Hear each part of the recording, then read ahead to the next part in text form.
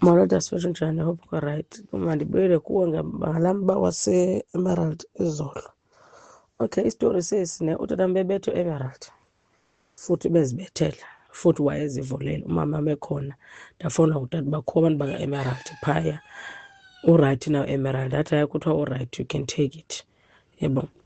Kwaze abasasidibene nabo etawuni kakade. Before baye phaa befuna umvulisa etawuni athi hayi kaloku tata mntu omdala sozafuna uvula etawuni into. Xa nifuna noske niye niye ezilalini kamanijikeza ndawo yonke. Fine ke bayenza loo nto leyo. Photipoti ngoku uswelekile sifake iclaim bathi okay yongile tata i-active. Bathi mandifake i-marriage certificate ndayifaka. Photipoti abafuni ubhatala. Abafuni ubhatala. Bathi bazawuyiphendula into after 14 days. After 40 days bengekapheli bathi gqisi besithi i-rejectiwe iclaim. Olo hlobo qha.